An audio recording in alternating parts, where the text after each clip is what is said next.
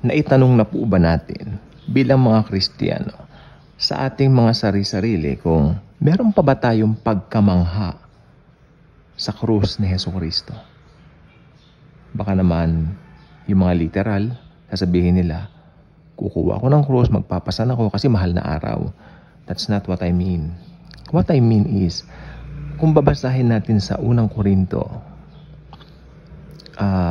Kabanata 1, mga talatang 18. Talatang 18 lang pala, sorry. Sabi rito, ang pangangaral ng krus ni Kristo Jesus ay kahangalan para sa mga napapahamak. Ngunit sa ating mga naligtas, ito ang kapangyarihan ng Diyos. Wow! Kaya sabi ko, may pagkamangha ka pa ba sa banal na krus ni Kristo Jesus? I mean, kapag ka naiisip mo, hey, I am a sinner. Wala akong kakwenta-kwentang tao, pero ako ay iniligtas ng Panginoong Jesucristo. Yun ang pagkamangha. What I mean is, bawat araw, masyado tayong busy.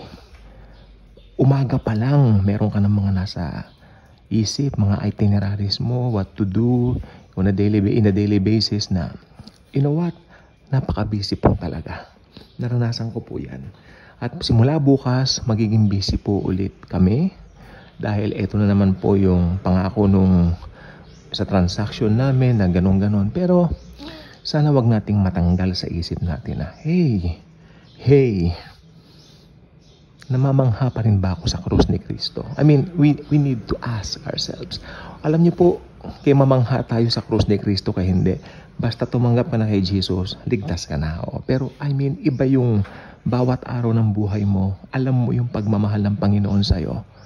Kahit saan ka pumunta, alam mo hindi ka niya pababayaan. Nagkakagulo na sa paligid mo, magulo ang paligid mo, inaaway ka na, binibwisit ka na, pero you know Jesus loves you. Yan ang buhay na panalo. Dahil yan sa krus ng Panginoong Hesus, dahil namatay siya para sa ating 2,000 years ago at sumigaw siya, it is finished. Kaya bawat araw ng buhay ko ngayon ay buhay ng pasasalamat. Alam ko, pagpapalain ako, pinaburan ako. Ganyan ang isip ng Kristiyano. We don't need to implore heaven. We don't need to implore the heavens to, we don't need to implore God to, para magmakaawa ka. Hindi. Ang pagmamakaawa, ito ay ginagawa ng mga hindi anak o yung mga anak sa labas. Pero tayo po, mga anak po tayo, kaya pag nananalangin tayo, ang panalangin natin ay declaration. Ganito po yun. I am highly favored and greatly blessed. Diba? Jesus loves me. He died for me. He rose again for me. He saved me. That's why alam ko, tulad ng sinasabi ng Romans 8:32, lahat ng hihilingin ko ay pagkakaloob. Kung si Jesus nga hindi pinagkait ng God the Father sa atin, yun pa kaya mga ibang bagay na pwede nating hilingin. Ganyan ang mentalidad ng isang Kristiyano. At mangyayari lang po yan kung namamangha ka pa rin sa krus ni Kristo. Kung laging nasa isip mo yung ginawa ni Jesus, yun po ang ibig ko sabihin, namamangha ka ba sa krus? The cross is very important sa buhay natin. Kaya ang buhay Kristiyano ay buhay ng pasasalamat. Na una, sinave tayo sa mga kasalanan natin. Pangalawa, pinagaling tayo sa mga karamdaman natin. Pangatlo, ang mga bulsa natin nag-overflow, hindi nagkukulang. Ang dami pong patotoo ng Biblia na ang mga anak po niya ay binubusog niya ng mabubuting bagay. Go to Psalms 103 verses 2 to 5.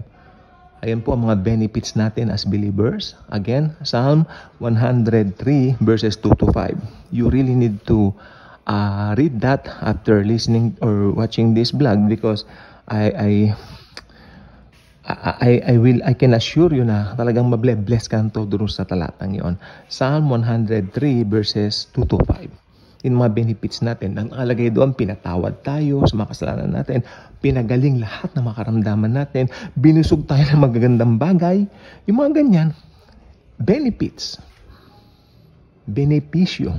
Okay, pag ikaw pumasok ka sa isang kumpanya, kailangan magandang benefits ko rito, ganyan, di ba? But mas higit pa ito sa benepisyo ng mundo. Ito ay benefits natin bilang believers. dito pa lang sa lupa, nararanasan na po natin yan. So, I suggest open your Bibles daily at nang mamangha tayo sa cross ni Jesus. Kaya mag-subscribe ka nito, share this video, share Jesus. Thank you.